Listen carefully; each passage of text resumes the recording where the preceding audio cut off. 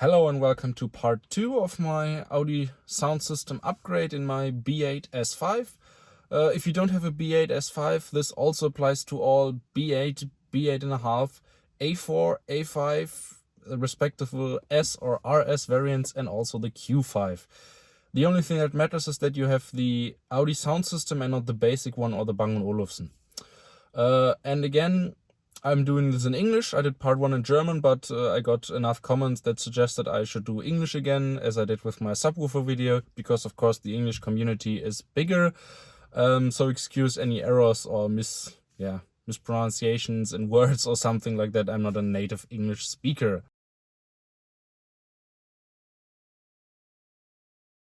First, I'm going to show you what I've done to the car, and beginning with the first step that I would suggest any one of you do as the first step is the VCDS coding.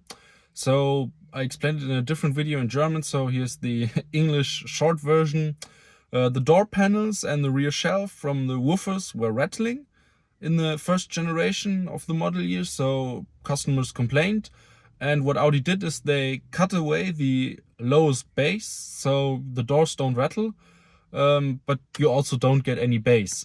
So what you do is you plug in your computer on the OBD port with, for example, your VCDS coding from Rostec, and then you go to the radio and sound settings, and then you can switch between two sound profiles. So sound profile 1 is the internal amplifier. That is the one that comes from factory, the sound curve with the missing bass from Audi. And you want to switch the sound profile to external amplifier. So what you say to the radio is, hey, I want to use my own external amplifier, please give me the full signal. So you get the full signal without the cut bass. But the nice thing is this also works if for the internal amplifier. So you just say change the sound profile. Don't need to change anything about the speakers, don't need to change anything about the amplifiers.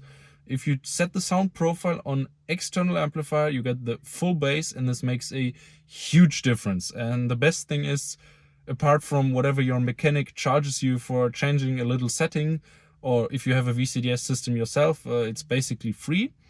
You want to watch out because you can also change the mode of operation from internal to external amplifier. And what happens if you change the mode of operation, or in German the Betriebsmodus? If you change the mode of operation from internal to external amplifier, the system will think that you have a Bang & Olufsen amplifier installed, so it will stop, send a signal to the speakers, and start sending a signal over the optical communication network in the car, because it thinks that you have the Bang & Olufsen amplifier. So don't change the mode of operation from internal to external, just the sound profile from internal to external amplifier. And that would be the first step, and maybe that's enough for you, because it is way cheaper than getting new speakers or amplifiers, and it's definitely the first step you want to do in this upgrade. The next thing you can do to your car is either upgrade the front speakers or the subwoofer, depending on what's your first need. If you want more bass in the first place, more deep bass, you want to upgrade the woofer. If you're listening to more rock music, or if you want better clarity, you can start upgrading the speakers in the front. I did it all at once, so I upgraded the front speakers, which is the tweeter and the woofer. You don't get a three-way system if you don't have the Bang & Olufsen, but yeah, you still have the tweeter in the front and the woofer, and I upgraded those with the Alpine SPC 100 AU. I don't know if they are available anymore at the moment. I think Alpine has cancelled them and are selling out the last stock, but there are a few other great options. I think Audi has some, But so I did the Alpine SPC 100 AU in the front. I also sound dampened the doors, so because I said earlier the doors were rattling, and if you enable the full bass, of course the doors are starting to rattle in the rhythm of the bass, so I installed the Alpine system and dampened the doors as well as the door cards. And as you may have seen in my other video from, I think it's now a year ago, where I did in my old A5 the subwoofer switch in the back, I also put the same subwoofer I used in the A5 in my S5. So before I sold the A5, I built back the OEM subwoofer. and did the same subwoofer swap. It works very well with the Audi Sound System, not only with the Bang & Olufsen, but you only hear a difference in the subwoofer if you have the VCDS coding enabled.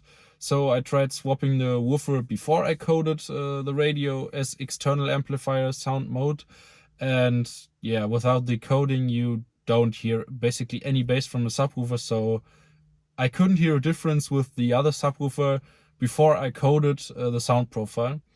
So definitely do that as the first step, but after that I upgraded, as I said, the front system as well as my subwoofer, and I left the rear system untouched because, I mean, it's a coupe, so I don't have rear passengers, and I don't necessarily need to spend much money to upgrade the sound in the back because I switched the fader to the front. Anyway, yeah.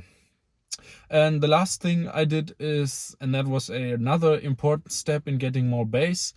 So for the MMI 3G low and 3G high, so if you don't have the 3G plus of the facelifted model, you don't have Bluetooth, so all the music you need to use is with the aux port from the iPhone. And with that stupid adapter you need if you have an iPhone 7 or newer, the adapter is, yeah, it's basically crap, so you miss a lot of bass.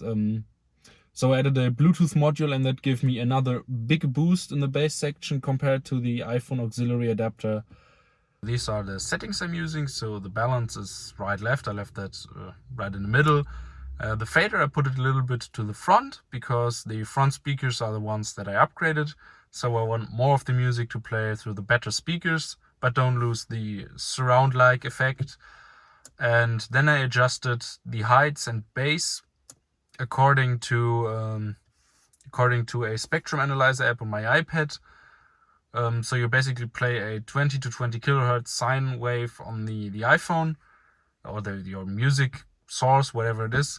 And I tried to get, I mean, you only have two sliders, but I just tried to get the most flat curve on the response side on the iPad, which uses the microphones of the iPad to measure the output of the speakers in the car.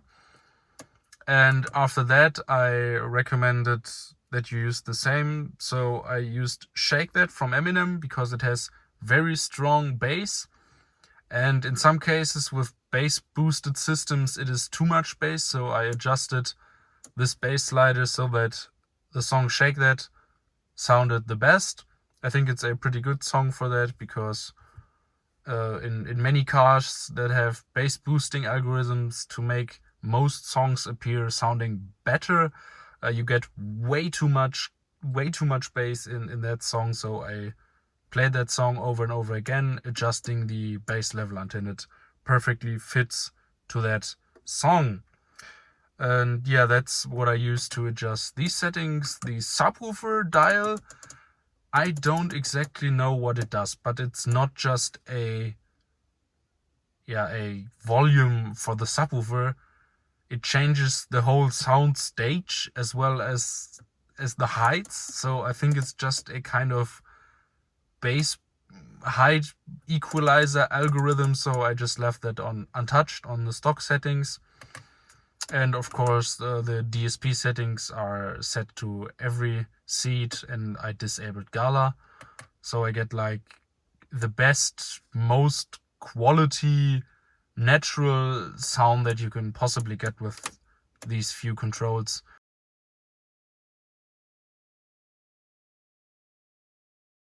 Now for a little sound check. Of course I don't want to get a copyright strike, so I'm using a song from the YouTube audio library, again with these settings, and it's really not a good song, but it has very good bass, so I think it's good for a demonstration of what this system can do.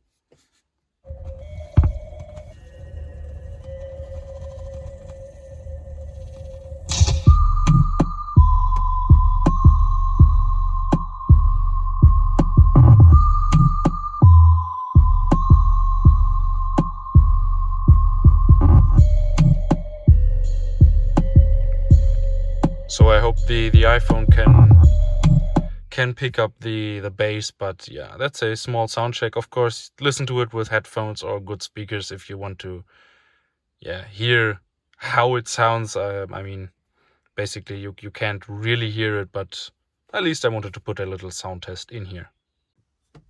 So, in summary, you get way better sound quality, way more bass than the Audi Sound System, and even better bass and sound quality than the Bang & Olufsen in the A5 I had before. So it's like right on par with Bose or Burmester in expensive Porsches and Mercedes. So it's a really, really big upgrade, and I think especially for the S or RS models, it's like mostly flawless, especially if you have a loud exhaust with your V8. While you drive, you can't hear any more differences, but there's still more room for improvement. So in some songs you have too much kick bass, but if you turn on the bass settings in the MMI, you also turn on the whole bass, so you get too little deep bass from a subwoofer. So you can improve that using a DSP amplifier where you can select every frequency for yourself. So I'm probably doing that in the near future, as well as CarPlay and some other upgrades. But speaking for the sound quality, going even further with each step, the improvements you get are becoming smaller and smaller, while the amount you have to pay for a DSP amplifier are getting bigger and bigger. So I think this system here is the sweet spot where you get the most sound quality for the least amount of money. And I think the only thing that can beat it for value is if you just do the VCDS coding. So you're basically paying nothing for a very big improvement. But overall, the added clarity and added bass, especially in rock songs, the added clarity is, in my opinion, worth the extra money. So this system, all in all, I spent about 700 to 800, depending on the exact kind of components or damping material you use. And I think it's pretty good value if you consider what you pay as an option for a better sound system in a car, or what you would pay a shop to do a full sound system install. You pay over 1,000, maybe even 2,000 in an Audi. Yeah, so for that money you get very, very, very good sound quality, and I think for most people this is as good as they need it. I mean, I know I will do a DSP amplifier in the future, not only because I want it, but also for you guys, and because I like building and experimenting with new stuff all the time. But I think this is like the perfect sweet spot of sound quality for the money. So stay tuned for future videos, guys.